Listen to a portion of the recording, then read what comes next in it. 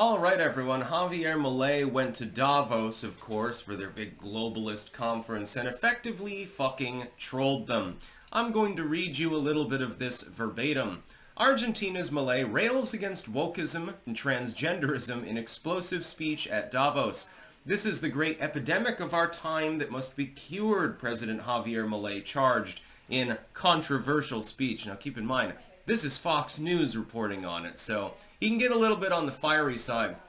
Milei credited the fundamental values of Western civilization, like respect for life and liberty, free speech and freedom of religion, for enabling the Industrial Revolution that lifted 90% of the global population out of poverty. He is, by the way, fundamentally correct when he says this. He then slammed wokeism as the disease that will destroy everything dear to the West. This is the great epidemic of our time that must be cured. This is the cancer we need to get rid of.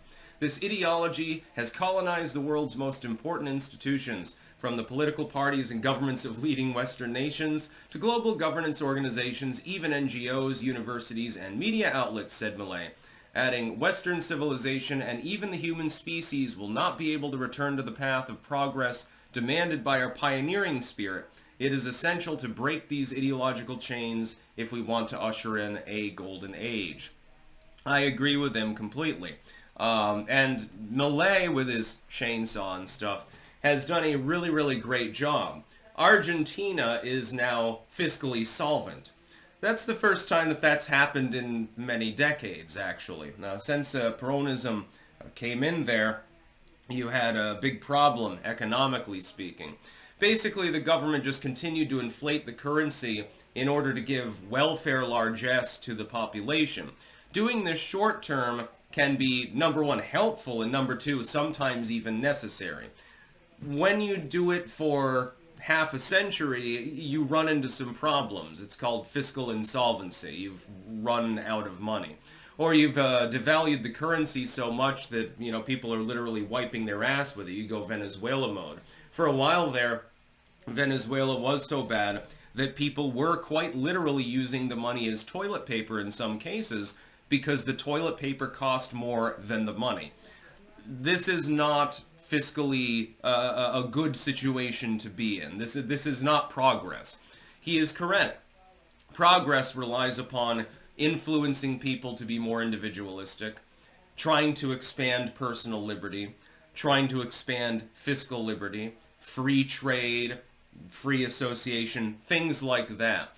Understanding that individuals have certain human rights.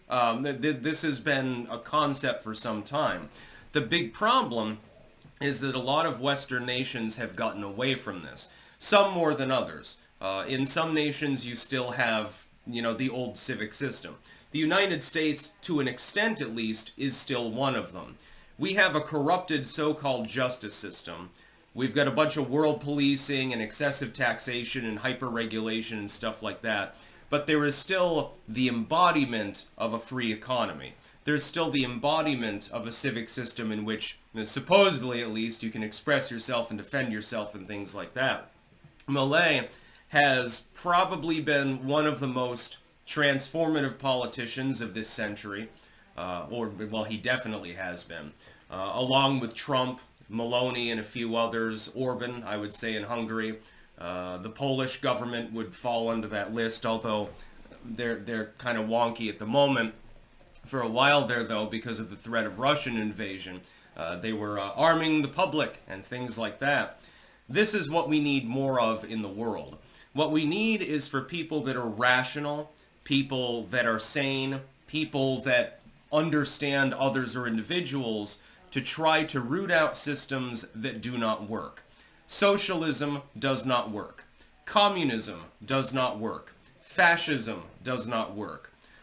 A democratic republic with constitutional system, that is the best system that you can possibly get. I deviate from the ANCAPs on this. They want, at most, a night watchman state or something. You do have to have that central organization, but you must constrain it. Milei, think about it this way. Average politician gets into power. What do? They seek to increase their power. They seek to increase their wealth. Then you've got a handful of them that are willing to literally bankrupt themselves, like Trump, or face enormous ire like Milei, Maloney, and certain others that attempt to reform the system and reduce their own power, actually. These are the people that need to be elected to various offices around the world. It would be so much of a better world if that were the way that power worked. People that are generally reluctant to actually wield it are the one, this is literally a founding goal of the United States, by the way, fairly reluctant to generally wield it are the ones that are wielding the power.